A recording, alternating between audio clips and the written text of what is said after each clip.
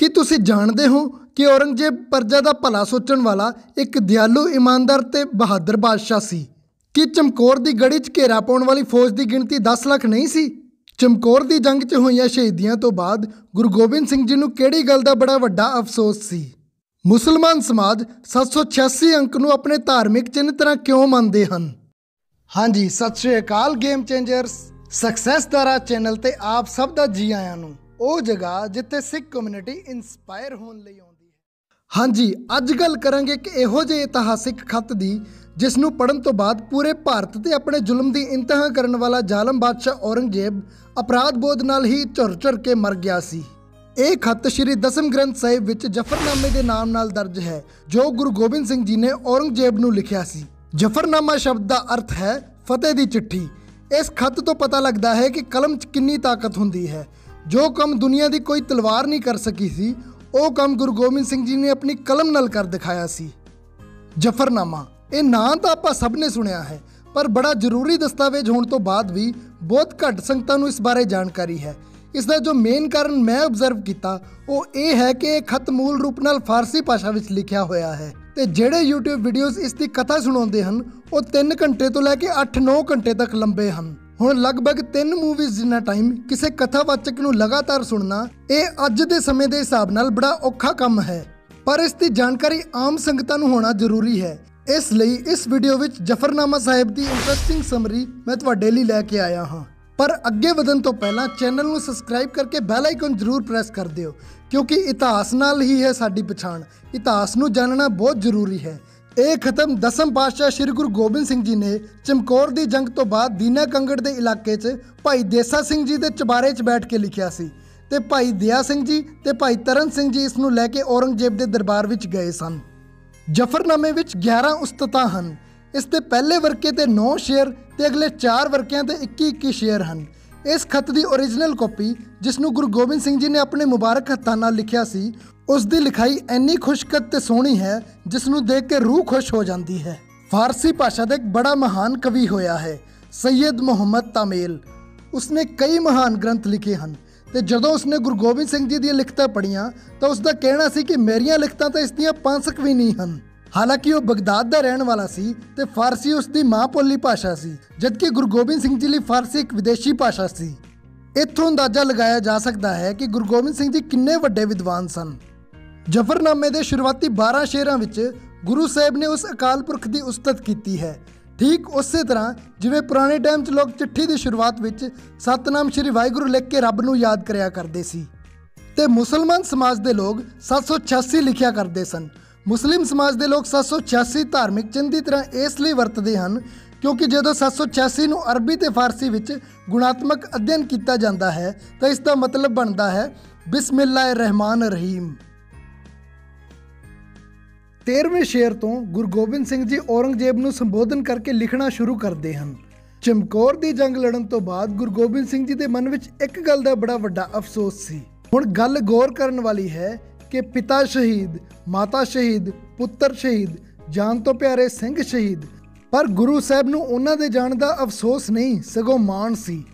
ਅਫਸੋਸ ਕਰ ਰਹੇ ਹਨ ਕਿਹੜੀ ਗੱਲ ਦਾ?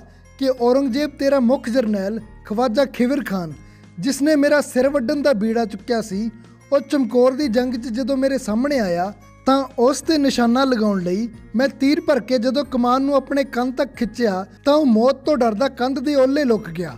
ਤੂੰ ਇਹੋ ਜਿਹੇ ਲੜਾਕੇ ਨੂੰ ਭੇਜਿਆ ਸੀ ਮੇਰੇ ਨਾਲ ਮੁਕਾਬਲਾ ਕਰਨ? ਮੈਂ ਚਾਹੁੰਦਾ ਤਾਂ ਇੱਕ ਪਲ ਵਿੱਚ ਉਸ ਨੂੰ ਸੋਧ ਸਕਦਾ ਸੀ, ਪਰ ਇਹੋ ਜਿਹੇ ਡਰਪੋਕ ਤੇ ਤੀਰ ਖਰਾਬ ਕਰਨ ਦੀ ਮੇਰੀ ਆਤਮਾ ਨੇ ਇਜਾਜ਼ਤ ਹੀ ਨਹੀਂ ਦਿੱਤੀ। ਕਾਸ਼ ਤੂੰ ਕਿਸੇ ਸੂਰਮੇ ਨੂੰ ਮੁਕਾਬਲਾ ਕਰਨ ਲਈ ਭੇਜਿਆ ਹੁੰਦਾ। ਇੱਕ ਹੈਰਾਨੀਜਨਕ ਫੈਕਟ ਤੁਹਾਨੂੰ ਦੱਸਾਂ ਤਾਂ ਕਿਸੇ ਵੀ ਕਮਾਨ ਦੀ ਪਾਵਰ ਉਸ ਦੇ ਖਿੱਚ ਦੇ ਪ੍ਰੈਸ਼ਰ ਤੋਂ ਨਾਪੀ ਜਾਂਦੀ ਹੈ।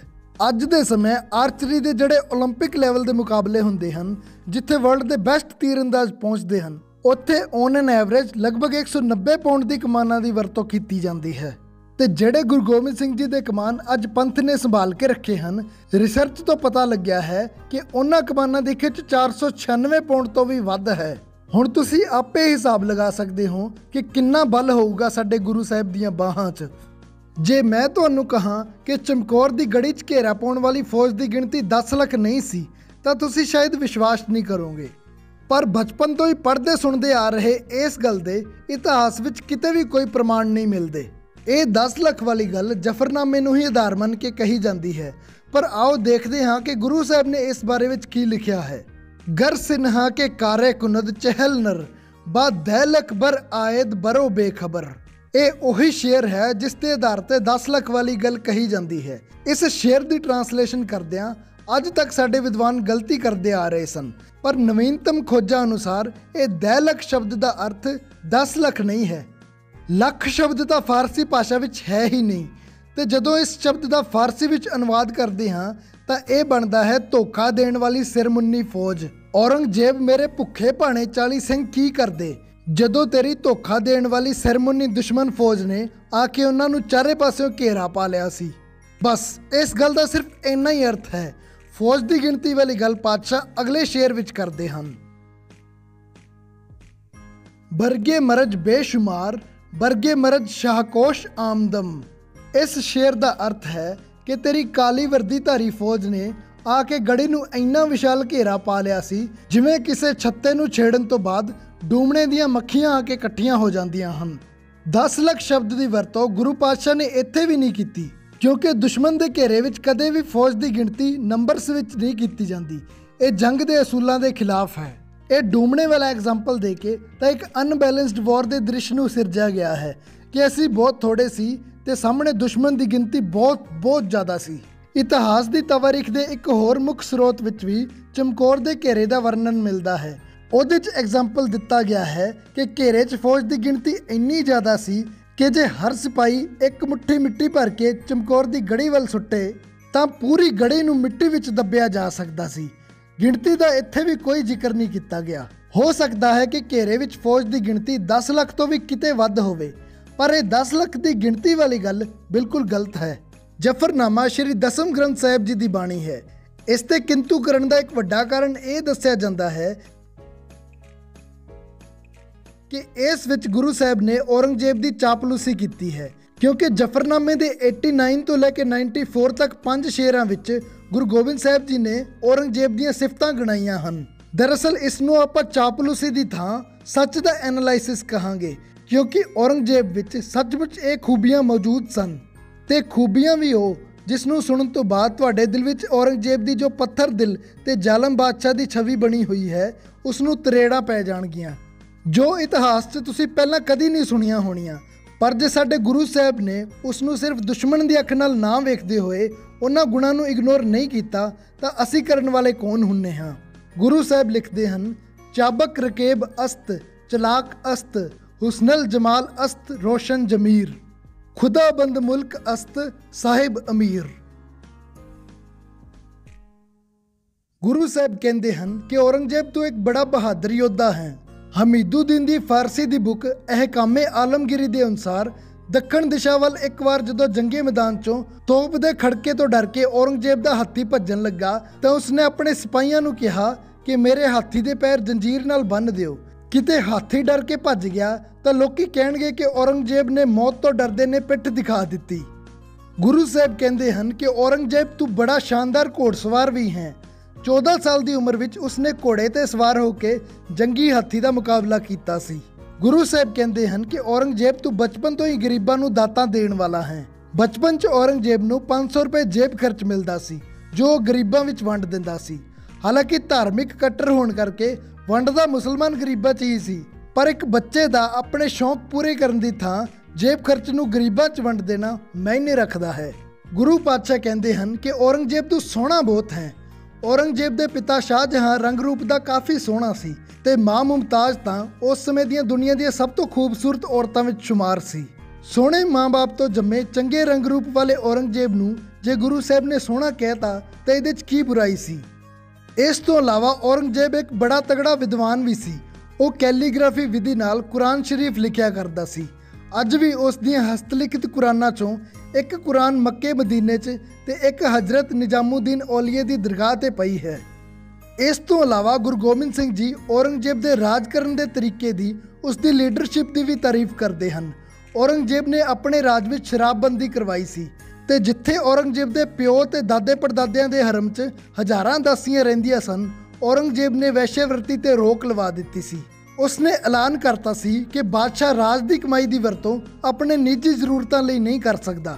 ਇਸ ਲਈ ਆਪਣੇ ਤੇ ਪਰਿਵਾਰ ਦਾ ਖਰਚਾ ਚਲਾਉਣ ਲਈ ਔਰੰਗਜ਼ੇਬ ਮੁਸਲਮਾਨੀ ਟੋਪੀਆਂ ਬਣਾ ਕੇ ਵੇਚਿਆ ਕਰਦਾ ਸੀ। ਮਰਨ ਤੋਂ ਬਾਅਦ ਉਸ ਦੀ ਵਸੀਅਤ 'ਚ ਲਿਖਿਆ ਮਿਲਿਆ ਸੀ ਕਿ ਫਲਾਣੀ ਥਾਂ ਤੇ 4 ਰੁਪਏ ਤੇ ਅੱਧਾ ਅੰਨਾ ਪਿਆ ਹੈ ਜੋ ਕਿ ਮੈਂ ਟੋਪੀਆਂ ਵੇਚ ਕੇ ਕਮਾਇਆ ਸੀ।